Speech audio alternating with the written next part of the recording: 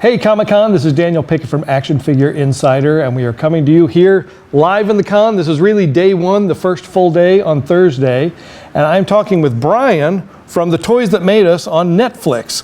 You guys just had a gigantic panel. 2,000 people were turned away from it. Yeah. That's got to make you kind of, because this is you have done other panels. But no, we did Comic-Con last year. Yeah. And there was I think we were in a room with 250 people, and they turned away, probably about 400 or 500. Right. So they moved us to this room, which was 2,500. And that was shocking. To be honest with you, I just didn't read something carefully. I thought it was 2,000. Okay. No, I thought it was 1,000. Right. And then I went into the room and I'm like, this is not 1,000. So yeah, it was a 2,500 person room. And I just got a text from one of the people that I work with, and he was told by Comic-Con security or staff, they turned down over 2,000 people. There was a line. You saw the line? I was in the line. It went out of the building into a tent and then zigzagged. Yeah. I cannot believe this is real. Yeah. Are the nice people at Netflix watching that? Do they know that? They definitely know. Okay, good. We want to make sure they. I sent them. It's funny. It's a great question. I definitely sent them. One of the things I was doing over there, sending them a video, so they are aware. Excellent. They are Excellent. aware. So we're on season 3 now. You just you've announced season. I know you've announced it previously, but I think you showed some clips. So we showed the first footage from season 3. So what are we covering in season 3? Season 3 is My Little Pony, Teenage Mutant Ninja Turtles. So funny, I'm so bad with lists.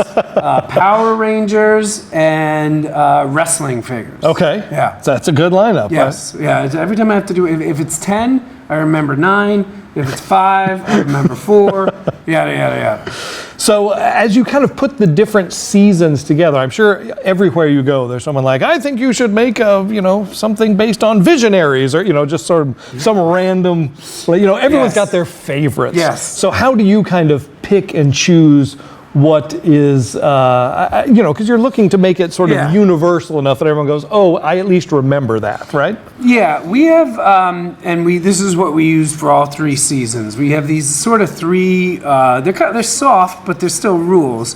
Rule number 1, it's what I call the Mount Rushmore of toys. So there has to be at least one character that if it was on the Mount Rushmore of toys, everyone knows who it is. My wife doesn't know anything about Transformers. She knows who Optimus Prime is. Right. She knows what he looks like. So you have to have something like that. 2, it has to be a good story. There's some very successful toys that it was developed, it was released, it was a hit. And no twists, no turns, no nothing.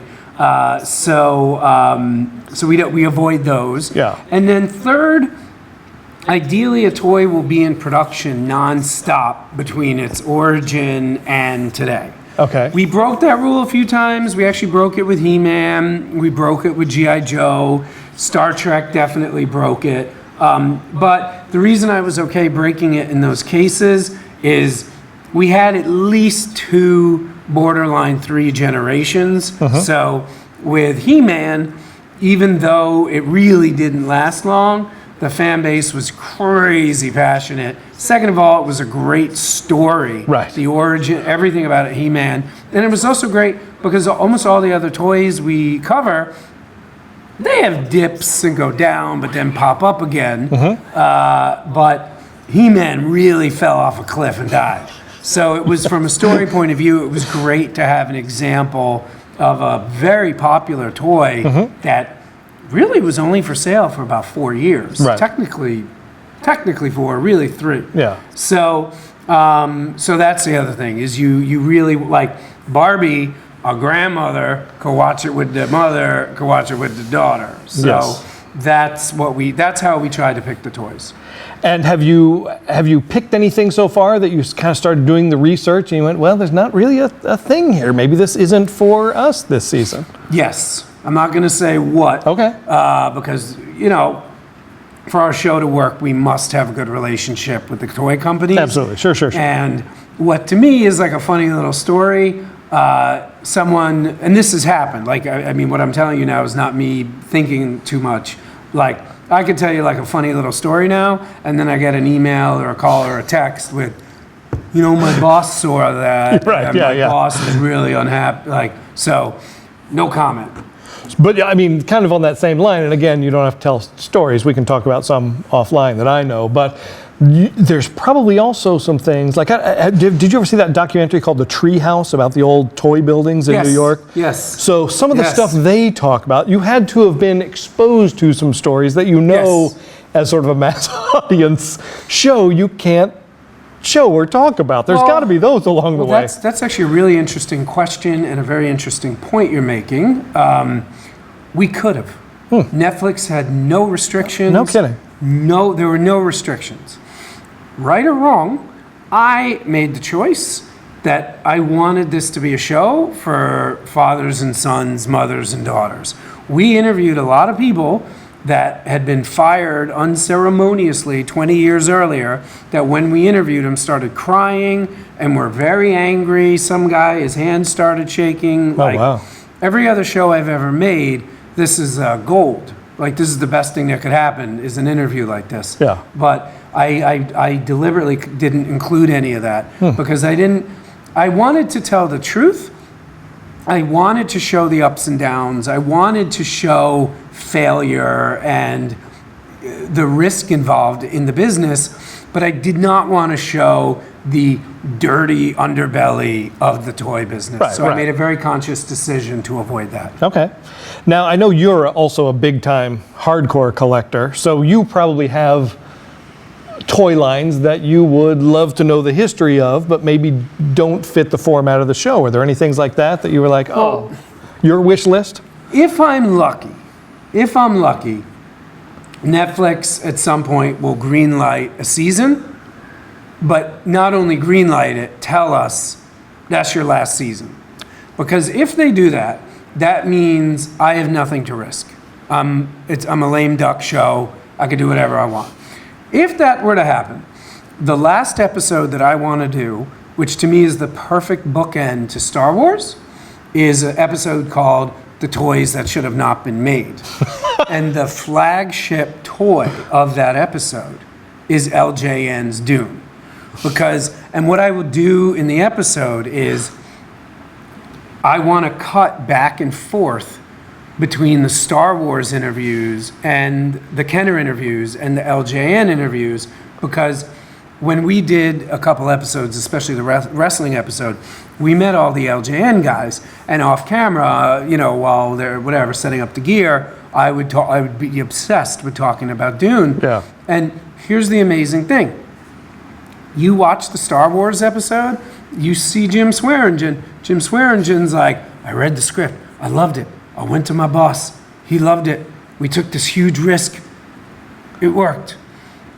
It's so easy to think that's normal and happens every day. Right. Dune? Dude, it's the same story. Some guy's like, I read the script, I loved it. David Lynch, he's big time. What could go wrong? It bankrupted LJN. Yeah. It destroyed the movie studio. David Lynch didn't direct for 10 years. Kyle MacLachlan's on record saying that movie hurt his career more than Showgirls. So I want to show, after however many seasons we get to do, I really want to be able to show, I want to end on the risk is so great in this business. You should appreciate the hits even more. Right. Seeing how easy it is. Like, Star Wars should have failed. That's the argument. Not that it's surprising Dune failed. Right. Yeah. Yeah, that makes sense. Now, I'm sure you probably feel some sort of pressure because these guys that you're interviewing and these ladies, they're not getting any younger. Like, we're kind of losing that history right now. We lost a couple people. In fact, I forget the gentleman's name, but in the G.I. Joe episode, between his pre-interview, which thank God we taped, and his scheduled interview, he died. Yeah. So, yes, there's one other person, I don't remember who it is at this point, that we did lose. But no, it is actually, though, statistically remarkable how many people are still alive. Like, if there's 300 people we would want to interview, I think like 290 are alive. Okay.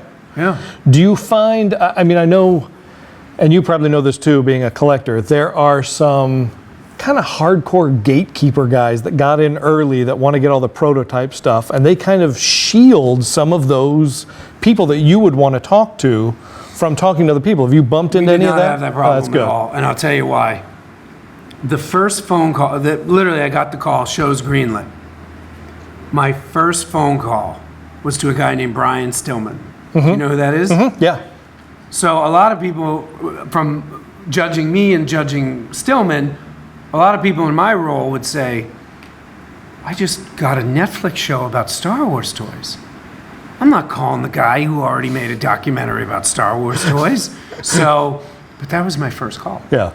A lot of people in his shoes would have said, all right, this is my competition. Right. I'm not going to help these guys. I already did this. Why would I help them? Yeah. But Brian thought long term, and he thought correctly, in my opinion. I already made my movie. It's already come out. It's not like we're coming out the same week. It came out 3 years ago. And on this point, by the way, for the record, even though I apologize, I know I'm not answering your question yet, but I believe the perfect movie to cover Star Wars toys is both of the films. I feel he covers a lot of stuff that we don't cover, and vice versa. But anyway, he was my first call, and because of him, he introduced me to this whole circle of people that either would have been the gatekeepers, but because Brian introduced us, they not only were not gatekeepers, they helped us get through to everybody. Yeah. And then there's like Dan Klingenschmidt, who's like a huge G.I. Joe guy. And I knew Brian and Dan long before the show got greenlit. Yeah. Dan, I'd been buying his books that he publishes. And Brian, I actually tried to buy Plastic Galaxy and for our distribution arm. Okay. And he had already sold it. But so Brian and I had known each other for 2 years, and probably Dan and I knew each other for a couple of years too. So I knew exactly the right guys to call. And then also Brian was great in particular, because Brian would be like, I don't know anything about Transformers, but I do know this whole group of people that you don't know. I'm going to send out an email to 50 people, and that would help get us the Transformers guy. Okay. So that we had no gatekeeper problems. Okay. And seriously, how much raw footage of Marty Abrams do you have that you had to throw away? It has to be. It has to fill a vault. I said this at the panel a couple minutes ago. I mean, we could make an episode called "The Toys That Made Us' Experience Interacting with Marty Abrams." I could show you texts and emails that I just want to say, I love the guy. Yes. I love the guy. I truly do. I could not have a better opinion of him. He's a character, and not just for the reasons you think he is. And I mean, out of respect for him, I'm going to be vague, but we definitely had some adventures with Mr. Abrams. Here's the funny thing about Marty.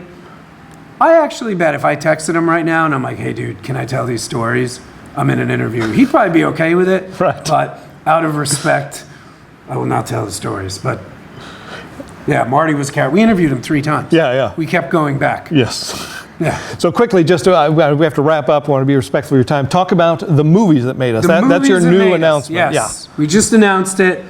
If you ever see the footage of the panel, I don't know if you'll be able to see this because it was dark, but we did this, guy in our office named Eric cut this trailer, and it's all like, from the people that brought you, blah, blah, blah. And then there's this brilliant thing he came up with where it's like, get ready for, and you see the toys that made us. It literally says the toys that made us.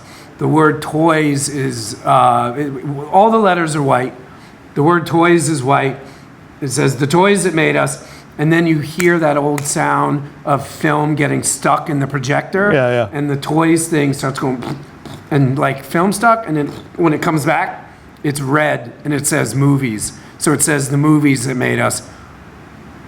Dude, the crowd went crazy. I was crying. I mean, I literally was crying. Yeah. I mean, they were like, whoa, like went bananas. And I've never had anything like it in my career. Yeah, bananas. That's awesome. So it comes out later this year. Okay. Very excited about it, to put it mildly. And it's literally, again, this might be a weird thing to brag about, but it's the same show. It's just movies. Nothing wrong with that. I hope people it's a agree. winning formula. I hope so. So season 3 is coming back. Season 3, Toys soon. That Made Us. We want a season 4, so start writing your congressman now, right? Or Netflix. Or Netflix, Let them Netflix too, know. right? Yes. And thank you so much for your time. It's a real pleasure to meet you. Real honor to meet you. I love what you guys do. Well, thank you so much. And we'll be back with lots more Comic-Con coverage here on ActionFigureInsider.com. Thank you. Thank you, man. All right. This was awesome.